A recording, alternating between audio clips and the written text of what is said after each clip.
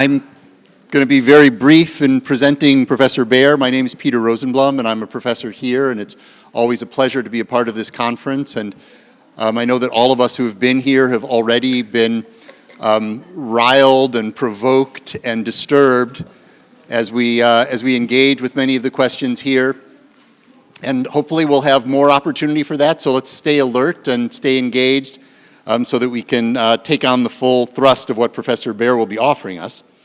Born in Malaysia and educated in Britain, Professor Baer is a research professor in social theory at Lingdan University in Hong Kong. His books include Caesar and the Fading of the Roman World, Hannah Arendt, Totalitarianism in the Social Sciences, and the Unmasking Style in Social Theory. He's currently preparing the Book of Dictators for Penguin Classics. He's coming to us fairly directly from Hong Kong, and we'll be referencing briefly in passing some of the experience there, but I think many of us may feel very disconnected from what is so perhaps one of the most powerful popular uprisings happening in the world today. We've heard him at the Arendt Center in the past, and he's a welcome guest. His discussions of unmasking and the discourse of intellectuals is one that I think is going to be provocative for many of us to think about in the context of this discussion. So without further ado, let me turn it over to Peter Baer. Thank you, Peter. Can you hear me? Good, thank you. Intellectuals of varied occupations, we can think of journalists or artists or teachers and academics, repeatedly warn about the corrosion of Western democracy. Trumpism, racism, and populism are the chief culprits, we are told, of a growing intolerance and irrationality. But could it be that the intellectuals share responsibility for the problems they deplore? That the divisions in society and the resentments pulsing through it are in part their creation? That they, the ill-informed and dismissive, are us, the learned? Intellectuals are harming democracy not through ill will, but through a way of speaking and writing, I'll call it the unmasking style, inherited from the revolutionary tradition. Instead of elevating public discourse, this style coarsens it. It does so by reckless exaggeration, by cruel parody, by stretching concepts like race beyond their proper domain, and by treating large groups of people as pariahs. We meet this afternoon under the auspices of the Hannah Arendt Center. I pay tribute to its director, Roger Berkowitz, staff, and the donors of this center. For several years, Roger and his colleagues have hosted conferences on controversial issues, which means issues that actually matter. No stranger to controversy herself, Hannah Arendt would surely approve of the Baer initiative. And for my talk, there is still another reason for invoking Hannah Arendt's legacy. I'm referring to the distinction that she makes in a number of her writings between disclosing and unmasking. In disclosing, Arendt says, we reveal ourselves to others and ourselves to ourselves through their responses. In unmasking, it is others who reveal us, and they do so from a hostile outsider standpoint. If disclosing highlights a unique and idiosyncratic individual, unmasking exposes a category of person, an imposter, an enemy, a conspirator that attracts suspicion and disdain. During the French Revolution, unmasking was the term of choice to expose enemies of the people, supposed renegades bent on undermining the new republic. Thousands of people fell victim to a frenzy of exposure as words were taken out of context or false motives ascribed to their actions. Later, the Bolsheviks adapted the unmasking idiom to root out what they called objective enemies, people deemed guilty of a crime not by virtue of any act that they had committed, but because of their class or status: landlord, kulak, teacher, priest, in a word, non-proletarian. This was an early version of what today we call identity politics. Within 3 decades of the Russian Revolution, unmasking encompassed intellectuals themselves, and also so-called cosmopolitans, a not so subtle code word to describe Jews. In the show trials of the 1930s, and in a series of purges, people who considered themselves to be good communists were forced to confess to impossible and imaginary crimes. The idea was to create total conformity, total loyalty, a unified society in which no place existed to disagree with the powers. It would be comforting to think that the unmasking of motives and identities is restricted to revolutionary situations. The truth is that over the past century or more, unmasking has become increasingly normal in both the academy and the broader public culture. Typically, but not always, ask Alison Stanger, this is nonviolent unmasking. Academics have developed an extensive language of unmasking: ideology, false consciousness, symbolic violence, implicit bias, microaggression, the hermeneutics of suspicion, and so forth. Twitter and other social media, meanwhile, delights in doxing and trolling. An indiscretion committed years ago is disinterred, a word pounced on, a gesture reframed to throw the worst possible light on the target. Self-abasement is demanded. Apologies are given. The apology is never enough. It might appear bizarre, or at least unfair, to associate the academy with the wilder reaches of the internet. But whether sophisticated or vicious, unmasking has similar effects. It truncates our sympathies, it abridges our understanding, and it degrades our tolerance of disagreement. In fact, unmasking, by its dogmatic assertion of one indivisible truth, makes disagreement redundant. After all, if you know the truth already, what's the point debating it? How do people unmask? What are the techniques do they use? I'm just going to give, just 3, but there are several, but they're not unlimited. The most violent technique is weaponization, a kind of intemperate language in which persons, groups, and ideas are not engaged at all, but rather condemned out of hand as evil or inhuman. The Nazis unmasked Jews as vermin, and Islamists do the same. The Protocols of the Elders of Zion, a fraudulent document that purports to reveal a Jewish conspiracy to dominate the world, is taught as authentic across the Middle East and in several of the Muslim lands of Southeast Asia. Now, you might think that university intellectuals would steer clear of such hyperbolic accusation, but not at all. They gain kudos from using it. Look no further than Rutgers University Women's Studies professor Baehr, a prize-winning writer and a star of the boycott, divestment, and sanctions movement against Israel. The title of her book, The Right to Maim, abbreviates her inflammatory claims that it is Israeli policy to shoot Palestinians to disfigure rather than kill them, that Israel has embarked on a policy of harvesting the organs of Palestinians, and that Israel deprives living Palestinians of nutrients so that their children will grow up stunted. Even to contest Baehr's claims with facts is evidence of complicity in Zionist evil. Now, it is, of course, true that intemperate speech is a fixture of politics more generally today. Donald Trump has described the press as enemies of the people, and Democratic politicians as traitors and lowlife. During the last general election campaign, when Trump was competing against Hillary Clinton, "Lock her up" was one of the uglier chants in pro-Trump rallies. But Donald Trump's opponents are no better. In fact, they are worse because they claim to be better.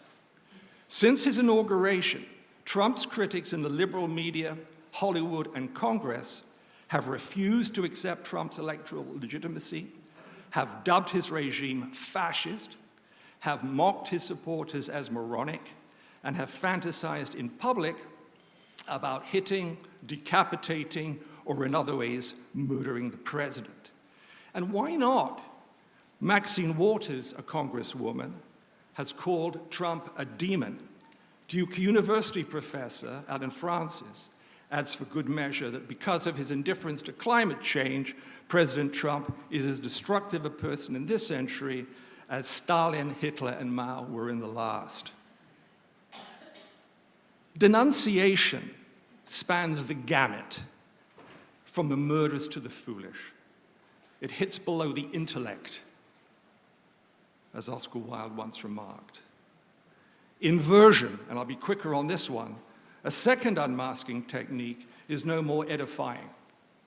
Inversion is the practice of taking a person's words as evidence of interests diametrically opposed to those professed in that person's words. In Germany in the 1930s, it was common, for instance, for communists to call their socialist rivals fascists, an inversion of the truth that catastrophically helped the Nazis win power. Unmasking inversion is even more familiar today. You say that there are sound reasons to be concerned about the impact of rapid mass immigration on resident communities. I say that you are a xenophobe.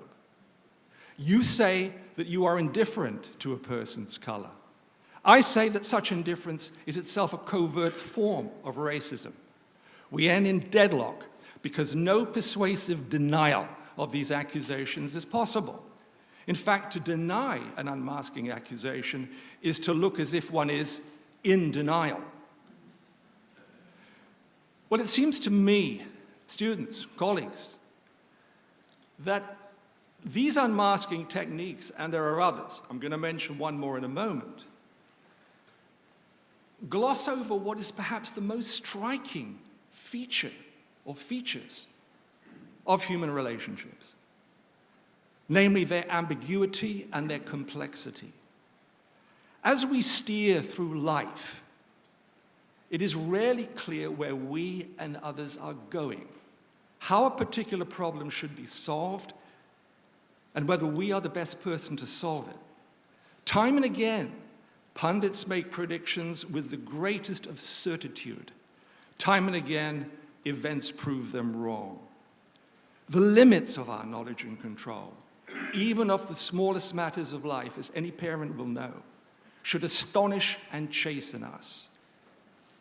All this suggests that we should doubt the certainty, the formulaic reduction that unmasking writers bring to their topics. And we should doubt our own certainty when we succumb to dogmatism ourselves.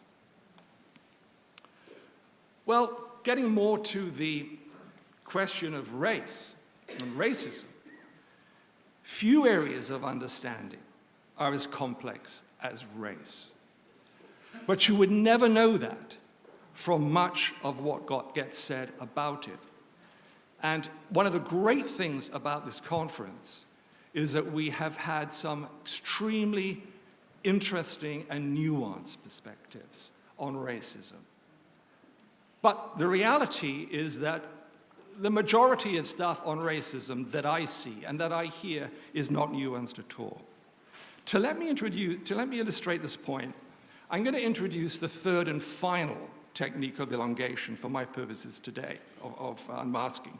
I'm going to call it elongation, which is, it refers to the stretching of a concept potentially to infinity. The concept in question loses its boundaries and its limits. And this elongation is evident in the rhetoric of what we can call racialization. Racialization. The notion that racism and white supremacism, or white privilege, are ubiquitous in American society.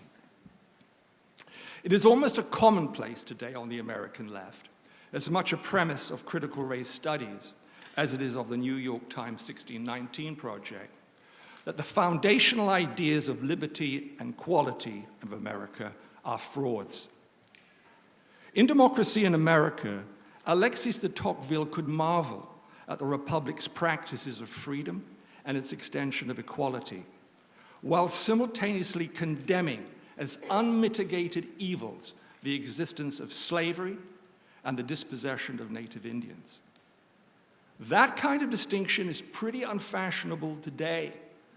Instead, we are told that every aspect of American history and society, both in the past and now, is tainted by the experience of slavery. While Tocqueville offered nuance, observing that the good and the bad coexist, but are also irreducible to each other, we demand a single key to history. And for many intellectuals, as distinct from ordinary folk, that key is race. But is it race? And is it racism? Another key, which kind of folds into racism, is domination. Domination, domination, domination. Everything boils down to domination, we're told. Few people will doubt that a system as wicked as slavery has had manifold consequences for America. And some of these consequences are evident still today.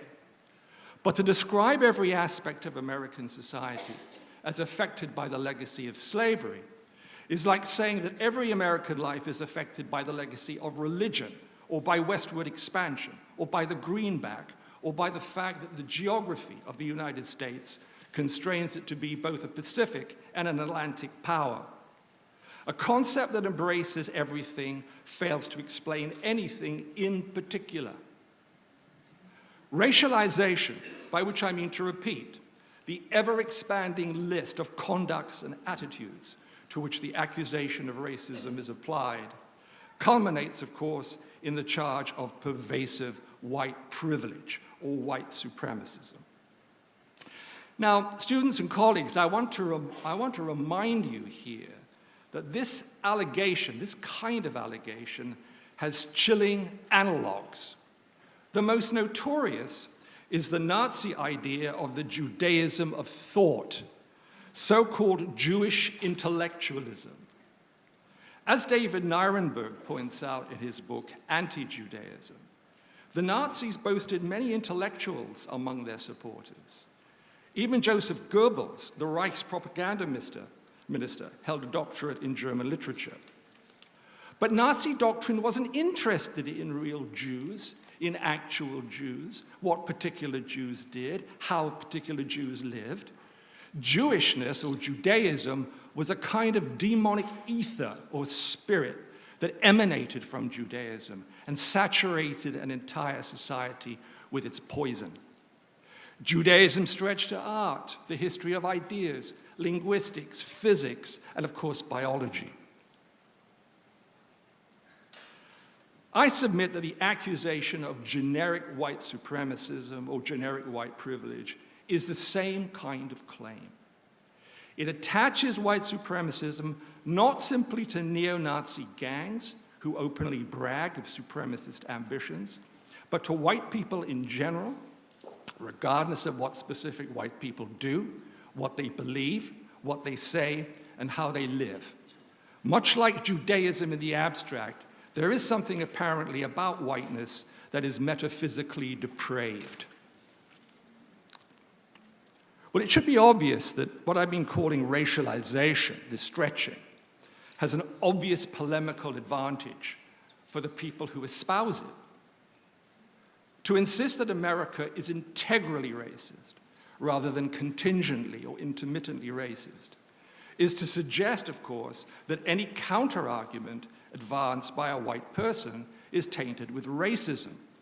Now, admittedly, this stance runs into some embarrassment when the critic is black, but then, following the logic of racialization, a black person who refutes racialization may be deemed spiritually white. Racialization has a severe weakness, however, and that weakness is that the more blanketly that racism is alleged, the less it appears credible, particularly to ordinary folk, not the intellectuals. In consequence, racism, a real wrong deserving serious attention becomes trivialized by racialization, as an avalanche of petty complaints overwhelm urgent ones in need of redress. Besides, ask yourself what the accusation of pervasive white privilege or supremacy is supposed to achieve among white people who are not intellectuals. Presumably, the core constituency to whom charges of historic and present racism are directed. Is it going to persuade them? You've got to be joking. No one is going to be persuaded by being insulted. Will it encourage conciliation? No. Indignation is probably the more likely response. What about solidarity? Will this charge of white supremacism and white privilege encourage solidarity? Well, that's unlikely too, because solidarity, unlike pity, is a two-way street. It cannot exist where one party sits above the other in patronizing or censorious judgment. I conjecture that for most white people, the notion that whiteness is a matter to be problematized, as is said in critical race studies, or that whiteness is a privilege in itself, is nothing more than a racist slur, because it attaches privilege and a problem to a color and not to a real person or to an actual activity or condition of life. Indeed, the very language of privilege betrays not just an arrogance of those it depicts, who for the most part have difficulty just getting by in life, but also a tinea to common decency. That defect was excruciating on show just a few weeks ago, when a journalist of the Guardian newspaper remarked that while the former Prime Minister of the UK, David Cameron, doubtless suffered at witnessing the death of his disabled 6-year-old boy, Ivan, it was nonetheless privileged pain. When concepts become all-encompassing, and when certainties and formulae drown out dispute, intellectual life shrivels. People stop asking hard questions. The core mission of the university, the core mission, because it's only by asking hard questions, which means hard for your side, by the way, hard for my side. Only by asking those questions can we have any sense of truthfulness. Fortunately, some major intellectuals persist in asking these hard questions. Hannah Arendt, who in our own way we honor here today, was one of those great models, one of those great heroes. But the person I'm going to mention today is more apposite in this context, and that is Albert Memmi. Emmy, for the students, M-E-M-M-I, look up this great man. Now, no intellectual has a greater record of opposing racism and of supporting national independence than Memmi, a Tunisian Jew of Berber heritage. Often in the textbooks, he's linked with Frantz Fanon, for instance. Yet surveying a host of decolonized African and Middle Eastern countries, 50 years after independence, Memmi asks a series of disquieting questions about them. Here are some. Why are these lands today, he asks, overwhelmingly dictatorships? Overwhelmingly dictatorships. Why do their most militant groups focus on the plight of the Palestinians while downplaying systemic theft, autocracy, violence, and religious intolerance in their own countries?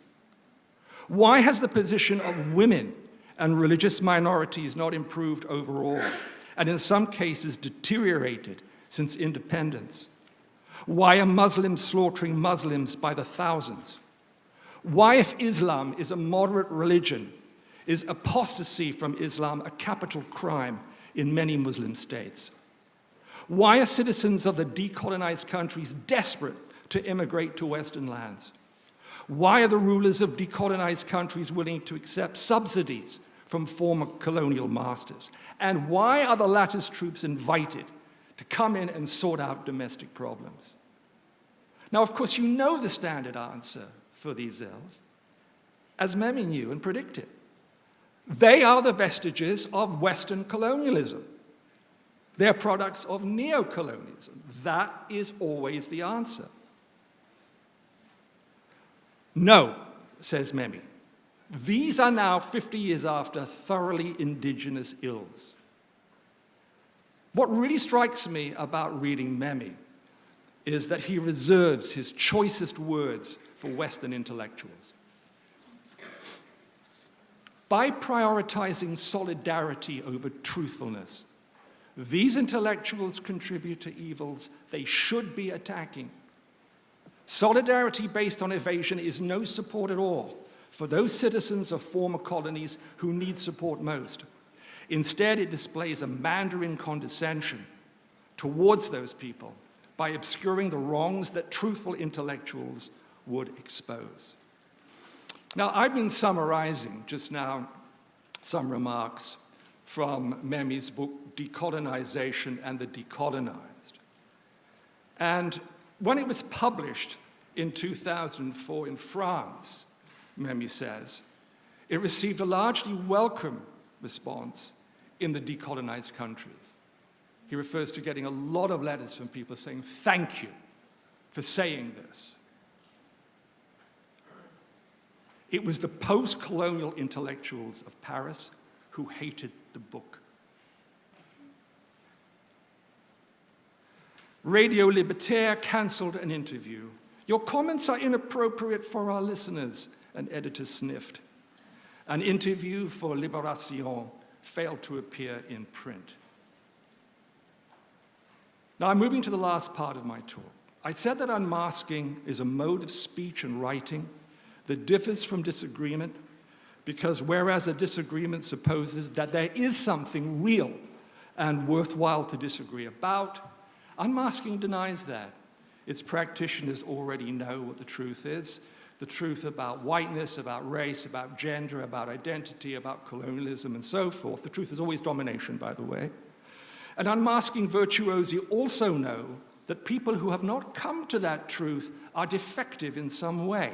They're phobic, or they're irrational, or they're delusive. It follows that the unmasking attitude expects unanimity from all reasonable people, the opposite of disagreement. Where that cannot be guaranteed, as it still can't, fortunately, in American universities for now, the unmasking attitude demands conformity. Coercion is the result. Speech is censored by speech codes, by public shaming, by collective letters of denunciation. The Bard Center knows all about that. The academy is ground zero of this stultifying and authoritarian ethos, to our shame. Now, at this point, I want to return very briefly to Hannah Arendt, or rather to a phenomenon which I think she would have considered remarkable. The contrast between the hyper-sensitized politics on American campuses and what might be described as the Republican moment in this old civic sense of republicanism, not the Republican Party. This Republican moment happening in a city 8,000 miles from here, in which students are taking the leading role, my own students among them. In this city, something like a miracle has occurred in Hannah Arendt's understanding of that term. A totally unexpected event with potentially momentous consequences. This city, renowned for its order, its commitment to hard work, its cleanliness, its ease of doing business, is now in open revolt against a totalitarian power. The city is, of course, Hong Kong, engaged in an agonizing effort to shake free from the communist overlord. Hong Kong's history and plight raises a striking anomaly for those who like history simple. I refer to the fact that Hong Kong was freer and more secure under colonial British government than it is under the present Chinese administration. Let me be bolder. The greatest blessing for Hong Kong people following the establishment of the People's Republic in 1949 was living in a British colony.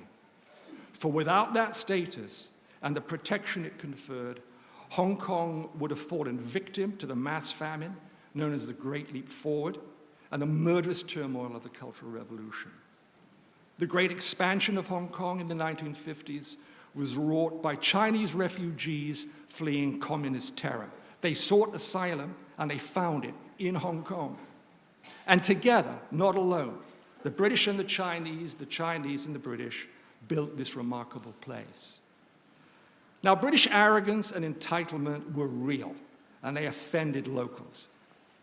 Hong Kong under British rule was never a complete democracy, but nor was it a tyranny. Riots and protests occurred under British rule. The colonial government responded sometimes with violence, but mostly with pragmatism, gradually expanding local representation and representation in the legislature. And Democrats in Hong Kong who felt stymied, as they often did by the colonial governor, could appeal over his head to the British Parliament, which was full of Labour Party supporters who hated colonialism. They could get action there, and they did. Now, Democrats in Hong Kong no longer have that option. So the lesson I draw from Hong Kong is a kind of Albert Memmi lesson, you could say, is that it pays not to judge states abstractly and formulaically on the basis of here their colonial, ex-colonial, or non-colonial status, but instead to compare states as they actually exist. And I repeat, a Hong Kong colonial state was and is a better regime than Hong Kong non-colonial state under communist China. And let me end with the following brief conclusion. I began by saying that intellectuals contribute to social division when they adopt the unmasking style. The style's weaponized rhetoric is intemperate. Its inversion of argument renders disagreement null and void. And its elongation imposes a simple formula on a complex set of experiences. Together, these unmasking reflexes encourage an intolerant and dismissive attitude towards those who think differently. And we should be cultivating in universities people who think differently. Students, no society can cohere for long in a state of mutual loathing, nor can solidarity grow out of cynicism and contempt for those who do not think and vote as we do. If we are serious about nurturing a plural society, we will have to stop unmasking our fellow citizens and start to address them as members of a common world. Thank you.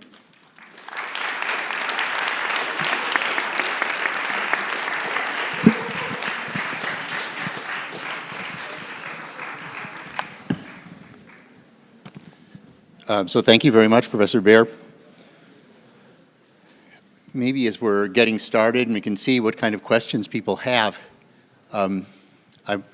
maybe I could ask you a question, or in getting started, I feel a little awkward about it because as I listen to you, there are many things that resonate and that we've heard versions of from some of the other speakers about the kind of discourse that we engage in around racism, and Ibram Kendi's advice about treating comments as speech and not as about the person. And yet, there's something in the way that you've presented that goes well beyond simply an urging us to a certain kind of discourse. And I have to say, maybe this is a little bit provocative on my part, that I feel as if you are unmasking me.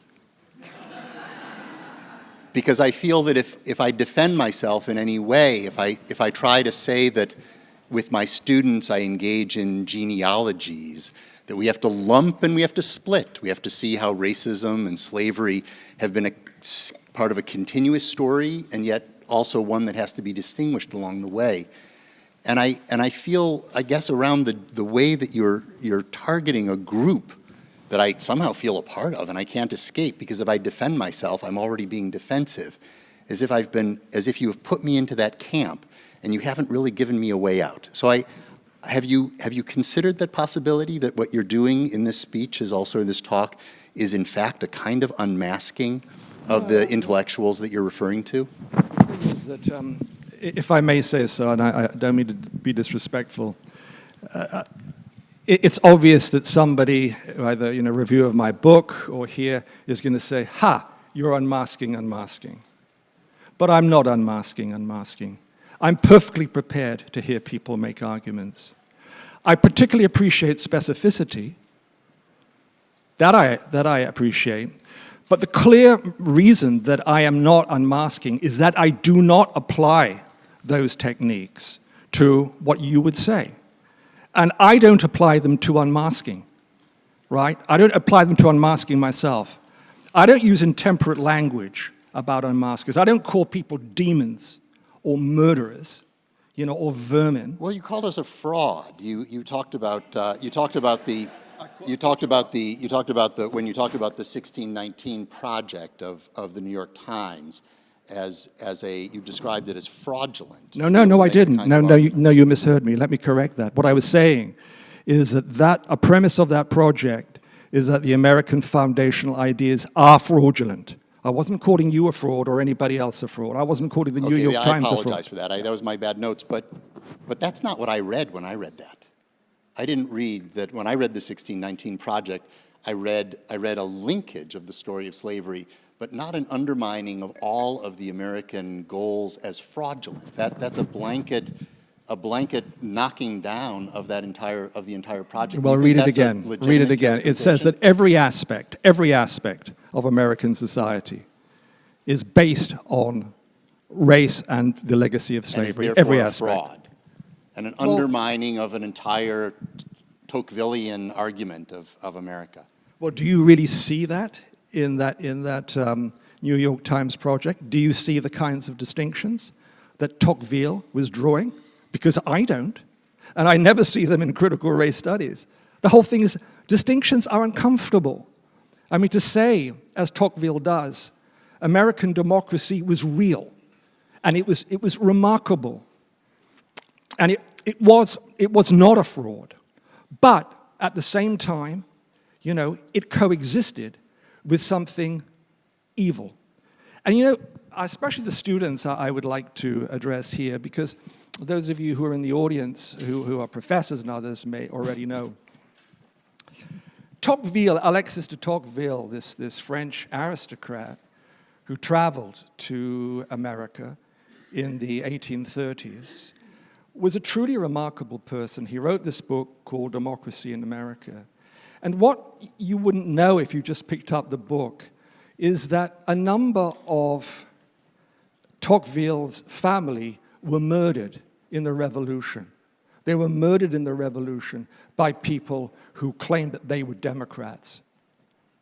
And you would think that most people would simply not have the strength to try and go and study America and try and give democracy a fair shake, to try and understand it in its own terms. But he did that. He made that effort, right? He could have been just out and out reactionary. Democracy is bad wherever it is.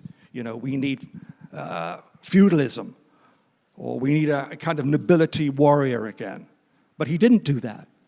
And when you read somebody like him, you see very, very nuanced writing. And there are French writers who are in the Tocquevillian tradition, who I would recommend. Raymond Aron, François Furet. How we miss them. Thank you very much. Let's take questions. Where do we have the microphone? Is the microphone near? I see a question over here and a woman over here. Do we have another microphone coming? Yeah, go ahead. Why don't you, to the woman who's right over here. Okay, so there are things you say I agree with, and there are things I profoundly disagree with because of the misrepresentation, not only of Memi, and even our own. There's a way in which you sneak in certain French conservatives, and I don't have a problem with them because they're great intellectuals. So this is not, their being conservatives isn't the issue. But there's a caricaturing, not only of critical race studies, But also, a lot of this audience may not have the context of someone like Memi. And let me just start with the caricaturing of critical race studies.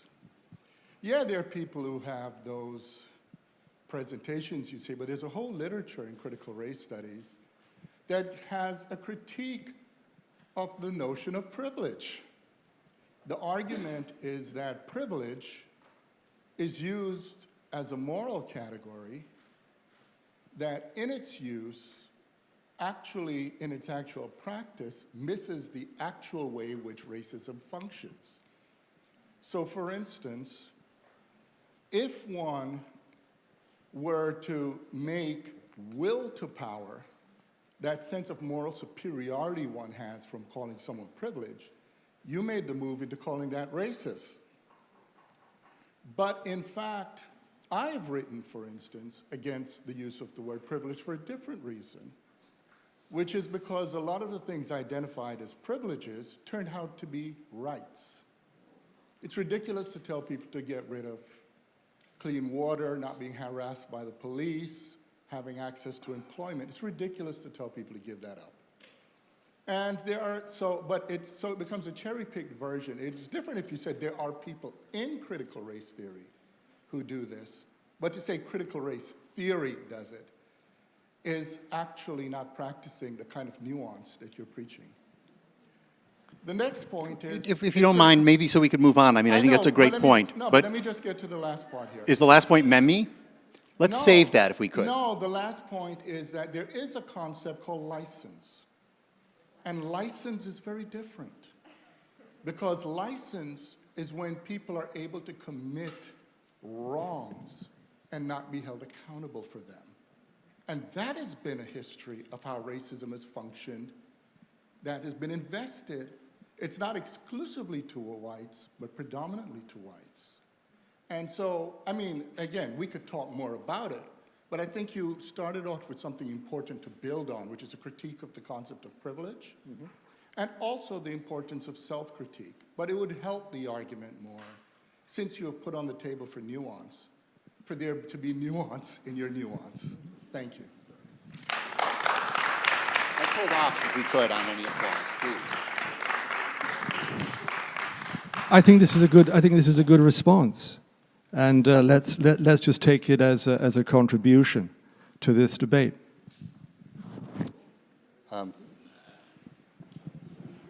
I appreciate your comments insofar as you're advising us to be specific in our claims and in our examinations of political occurrences, and to have a test to see whether a claim that somebody's making is lodged in a hopeful and non-labeling, non-dismissive way.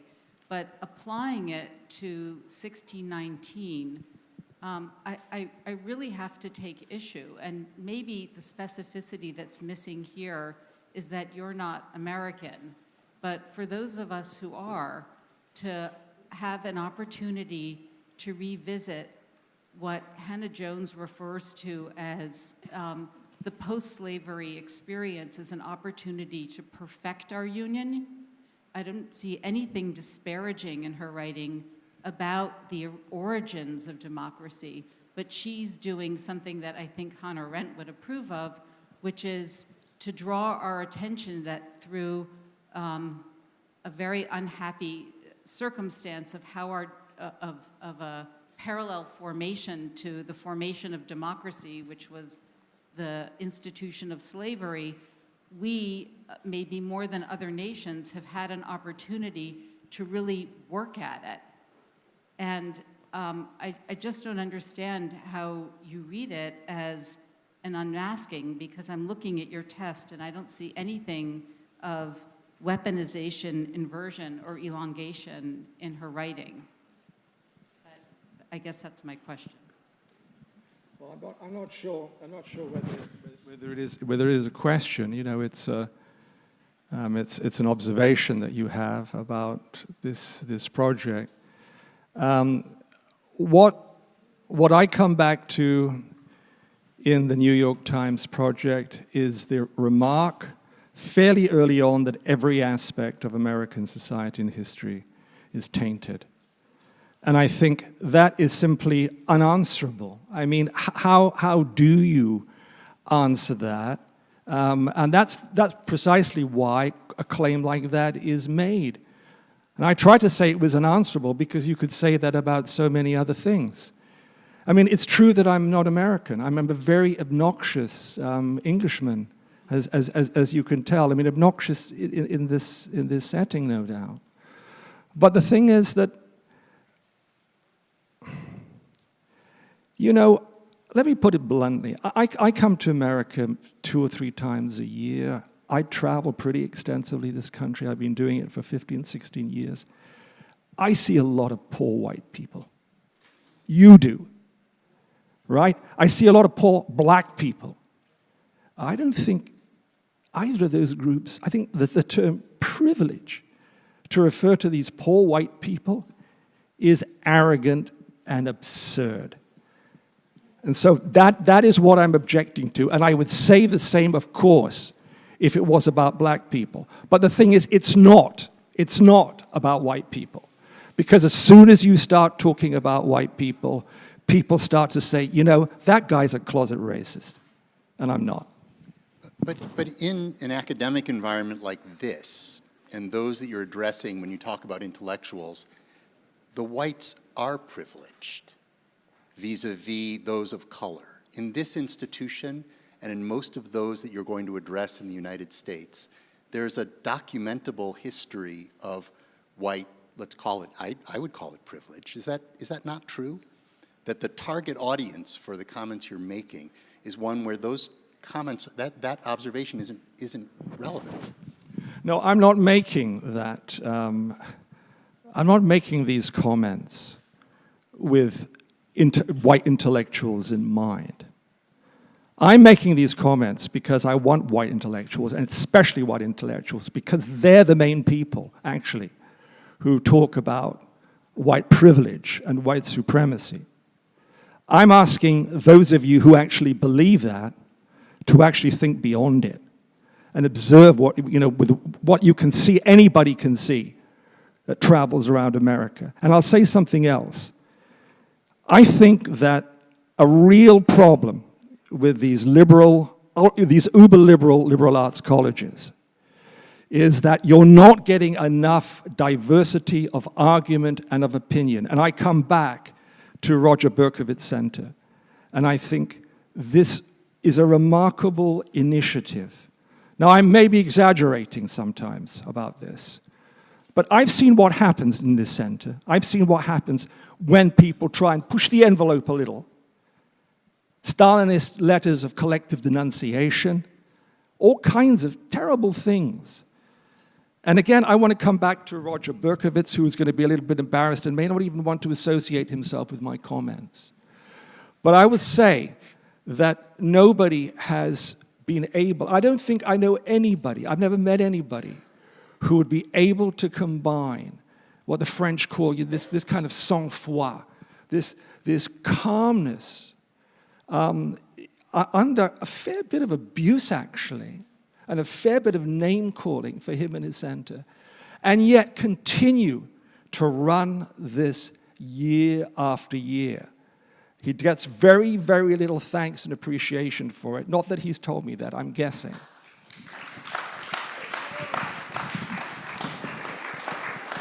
Do we have more questions? Yes.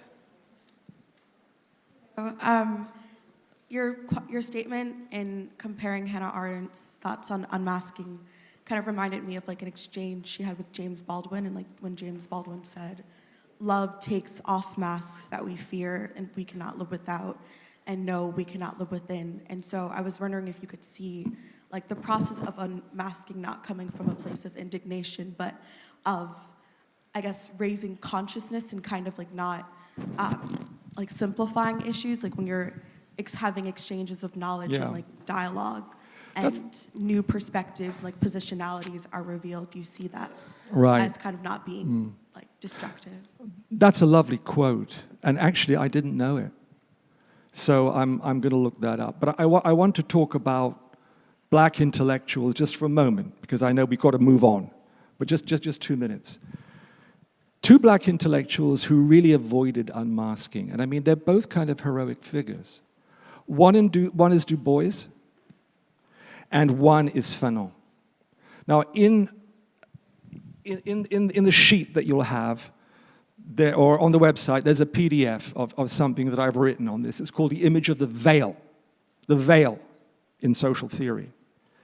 And what I try and show there is that the image of the veil is a far more complex, far more ambiguous motif, which these two great intellectuals worked with.